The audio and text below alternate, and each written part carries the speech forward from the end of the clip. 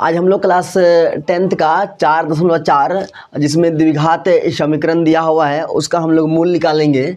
और यह मूल निकालना परीक्षा के दृष्टिकोण से बहुत ही इम्पोर्टेंट है, क्योंकि प्रत्येक एग्जाम में, प्रत्येक मैट्रिक एग्जाम में इसको पूछा जाता है और इसका एक लॉन्ग क्वेश्चन पूछा जाता है और एक ऑब्जेक्टिव भी पूछा जाता है। इसलिए इसको हम लोग बढ़िया से देखेंगे कि कैसे हम लोग मूल निकालते हैं, कब हम लोग मूल निकालते हैं और कैसा मूल निकलता है। सबसे पहले देखेंगे कि द्विघात समीकरण जो है उसका जो व्यापक रूप होता है, जो जनरल फॉर्म होता है, वो इस रूप में होता है ax square plus B x plus C is equal to 0। इस रूप में वो होता है, इस रूप में वो होता है। और यहाँ ऑब्जेक्टिव क्वेश्चन के रूप में पूछा जाता है कि इस द्विघात समीकरण का विविक्तर कितना होगा, विविक्तर कितना होगा, यानी डी कितना होगा, B square minus 4ac। B square minus 4ac इसका फॉर्मूला होता है, B square minus 4ac। B square यहाँ आ गया, बी यहाँ पर है, ए यहाँ पर है, सी यहाँ से मान लेना है, इसमें बैठाना है, हल कर देना है, यह विविक्तर निकल जाएगा, आपका ऑब्जेक्टिव क्वेश्चन सॉल्व हो जाएगा। अब ये देखिए, विविक्तर निकालने के बाद हम इस फॉर्मूला के सहायता से हम मूल निकालेंगे। इसको बोलता है द्विघाती सूत्र। द्विघाती सूत्र के मदद से हम लोग मूल ज्ञात करेंगे। मूल निकालने के पहले हम लोग समझेंगे कि मूल जो निकलेगा वो किस प्रकार का निकलेगा।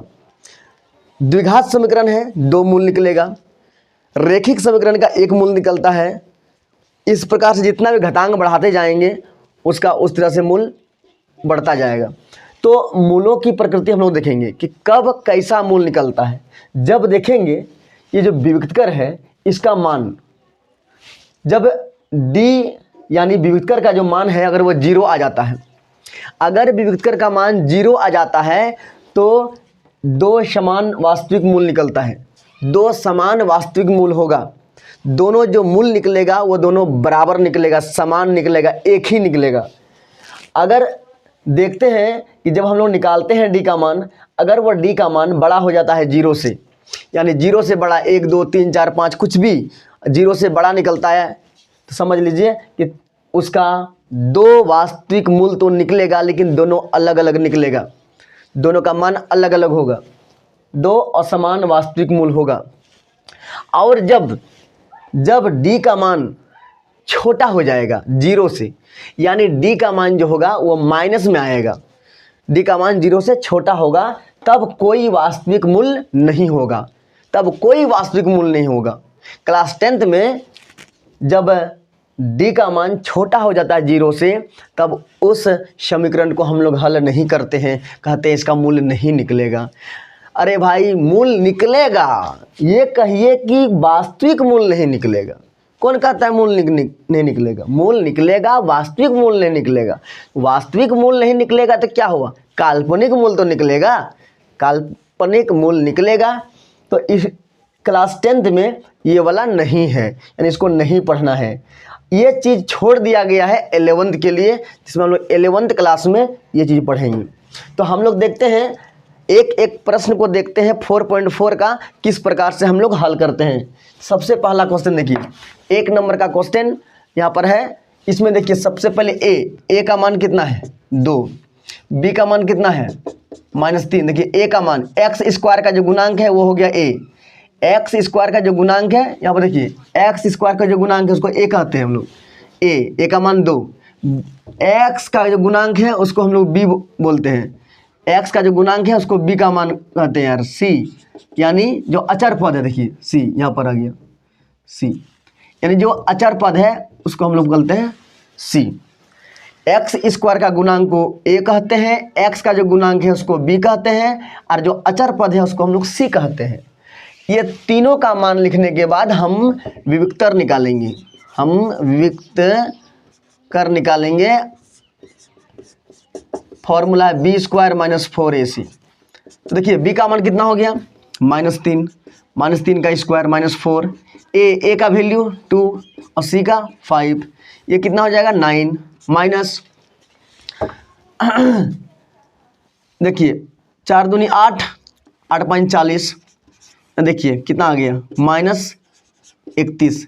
डी का जो मान है, चूँकि डी का जो मान है वह छोटा हो गया आपका 0 से, देखिए माइनस में मान आ गया, डी का जो मान है वो माइनस में आ गया, यानी छोटा हो गया 0 से, यानी इसका कोई वास्तविक हल नहीं निकलेगा। हाँ, इसीलिए इसका कोई वास्तविक हल नहीं होगा, इसका कोई वास्तविक हल नहीं होगा, यानी इसको हम लोग आगे नहीं बढ़ाएंगे, इसका मूल नहीं निकालेंगे। ये आपको क्लास 10th के लिए, क्लास 11th के लिए छोड़ दिया गया है। आप 11th में सीखेंगे किस तरह से काल्पनिक मान निकालते हैं। -4√3x प्लस 4 बराबर 0, ये है। यहाँ पर देखिए a का मान कितना हो जाएगा, हमने कहा था कि x² का जो गुणांक है वो है आपका 3 का मान, x² का जो गुणांक है वो है आपका 3 का मान, और सॉरी x² का जो गुणांक है वह a का मान हुआ। इसके बाद देखिए जो x का गुणांक है वह b का मान हुआ, जो x का गुणांक है वह b का मान है, और जो अचर पद है वह आपका c का मान है। a b c तीनों का मान लिख दिए।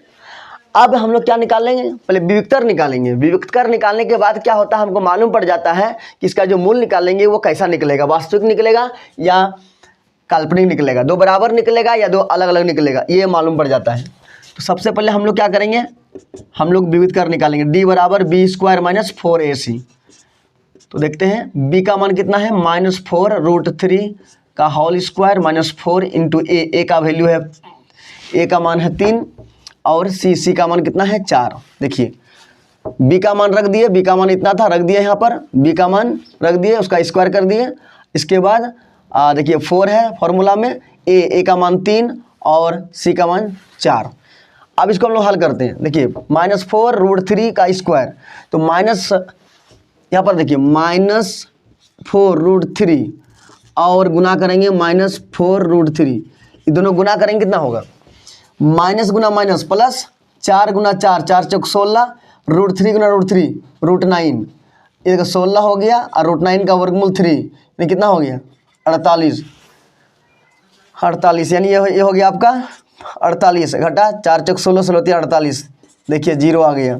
यानी चूँकि d का जो मान आया वह 0 आ गया, इसलिए क्या होगा, इसलिए दो समान वास्तविक मूल होगा, वास्तविक मूल होगा, दो समान वास्तविक मूल होगा। इसका दो मूल निकलेगा और दोनों समान निकलेगा। जब d का मान 0 आ गया तो क्या होगा, इसका दो मूल निकलेगा और दोनों मूल समान निकलेगा। ये दोनों मूल अभी हम लोग निकालेंगे। कौन सा फॉर्मूला से, ये द्विघाती सूत्र जो दिख रहा है यहाँ पर, इस फॉर्मूला से हम लोग मान निकालेंगे। लिखेंगे द्विघाती सूत्र से, तो मूल यानी x बराबर है -b प्लस माइनस √d/2a। ये फॉर्मूला है आपका मूल निकालने का। देखते हैं यहाँ पर देखिए माइनस और b का मान कितना हो गया, -4√3 प्लस माइनस √d का मान हो गया 0, अब /2 इंटू a का वैल्यू कितना हो गया, a का मान हो गया आपका 3। देखिए कितना आया, ये हो गया आपका 4√3, ये तो ख़त्म हो जाएगा, या फिर हम लिख सकते हैं +-0 बटा ये हो गया 6। इसको दो बार लिखेंगे या फिर इसको ख़त्म कर दीजिए, इसको एक बार में ही हम हल कर देंगे, उसको दो बार लिख देंगे। 4√3/6 प्लस 0, एक तरफ लिखेंगे 4√3/6 माइनस 0, 4√3/6 हो जाएगा, इधर भी हो जाएगा 4√3/6। ये दोनों का मान जो होगा वो सेम निकलेगा, दोनों का मान समान निकलेगा। इसको हम लोग हल करेंगे। देखिए 2 से कट हो रहा है, ये हो गया, यानी ये कितना आया 2√3/3। देखिए इसको और हल करेंगे हम लोग। देखिए ये 3 को हम √3 गुना √3 लिख सकते हैं। इस 3 को 2√3 है, ये जो नीचे वाला 3 है इसको हम लोग √3 गुना √3, इसको हम लोग लिख सकते हैं। कैसे लिख सकते हैं? देखिए ये 3 जो है हम जानते हैं कि √2 गुना √2 बराबर कितना होता है? √4 होता है। √2 गुना √2 बराबर √4 होता है। और इस 4 का वर्गमूल कितना निकलता है? तो 4 का वर्गमूल 2 निकलता है। देखिए √2 गुना √2 बराबर √4 होगा, 4 का वर्गमूल कितना निकल जाएगा? 2 निकल जाएगा। उसी प्रकार √3 गुना √3 बराबर कितना होगा? √9 होगा, और 9 का वर्गमूल 3 निकल जाएगा। √5 गुना √5 √25 होगा, और 25 का वर्गमूल 5 निकल जाएगा। √7 इंटू √7 √49 होगा, इसका वर्गमूल 7 निकल जाएगा। देखिए √2 गुना √2 2, √3 गुना √3 3, √5 गुना √5 5। जब ऐसा होता है, जब √2 गुना √2 2 होता है, तो क्या 2 को √2 गुना √2 नहीं लिख सकते हैं? लिख सकते हैं। जब √3 गुना √3 को 3 हम बोल सकते हैं, तो क्या 3 को हम √3 गुना √3 नहीं लिख सकते हैं? लिख सकते हैं। इसलिए यहाँ पर हम 3 को हम √3 गुना √3 लिख सकते हैं। अब देखिए √3 कट हो गया, ये 2/√3, ये एक आंसर आ गया। इसका भी हम हल करेंगे तो इतना ही मान निकलेगा, लेकिन इसकी लिखेंगे, इसीलिए इसका दो समान मूल क्या होगा? 2/√3 और 2/√3 होगा। बस इतना सा काम करना है, आपको मिलेगा 6 नंबर। आपको मिलेगा 6 नंबर, 6 नंबर मिलेगा इसमें। ठीक है, बस छोटा सा काम करना है, 6 नंबर मिलेगा। बढ़िया से देखिए, ध्यान से देखिए, 6 नंबर लेना है तो चलिए हम अगला क्वेश्चन लेते हैं। इसमें अगला क्वेश्चन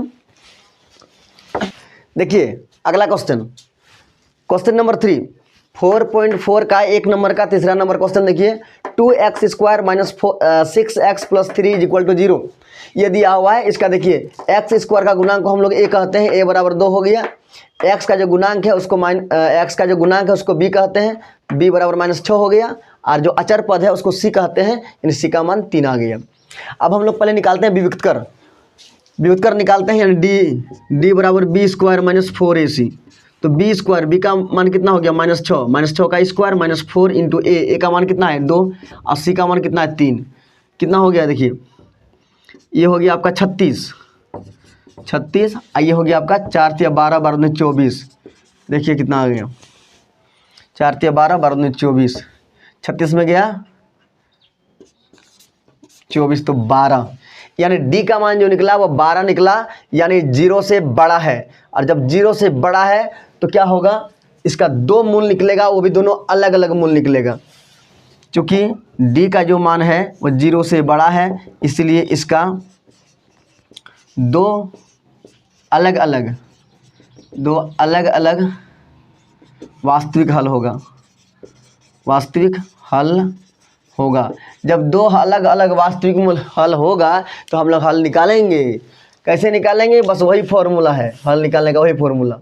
क्या मूल निकालना है? तो मूल बराबर होता है -b ± √d/2a। बस इसी फॉर्मूला में बैठाएंगे, इसको हल कर देंगे, हमारा आराम से मूल निकल जाएगा। देखते हैं, माइनस और b का मान देखिए कितना है? -6 बैठा दिए, प्लस माइनस d का मान कितना है? d का मान है 12 बैठा दिए। अब बटा 2 इंटू a का मान कितना है? a का मान कितना है? देखिए a का मान आपका है, a का मान 2 है। हल करते हैं इसको हम लोग हल करते हैं। देखिए ये हो गया आपका 6, माइनस माइनस प्लस हो गया 6, ये प्लस माइनस, ये 12 का हम लोग तोड़ते हैं। 12 का जब तोड़ेंगे 12 को, तो देखिए 12 को जो तोड़ते हैं क्या होगा? 2 से 6 2 3, यानी 2 गुना 3 लिख सकते हैं। देखिए जोड़ा में है, ये बाहर निकलेगा, अंदर में रह जाएगा 3, यानी 2√3। इसको हम लोग 2√3 लिखेंगे। अब बाय ये हो गया 4। अब देखिए क्या होता है, दोनों में कॉमन आएगा 2, यहाँ हो जाएगा 3, यहाँ हो जाएगा प्लस माइनस √3 बाई 4। देखिए दोनों में 2 था, इसमें 2 कॉमन निकाल लिए 3 बच गया, और इसमें 2 कॉमन निकाल लिए तो √3 बच गया। अब देखिए कट रहा है 2, यानी कितना हो गया? 3 प्लस माइनस √3/2। इसको एक बार प्लस में लिखना है, एक बार माइनस में लिखना है। तो 3/2 प्लस 3 प्लस √3/2 और एक बार 3 माइनस √3/2। यही दो मूल निकल गया। यही दोनों मूल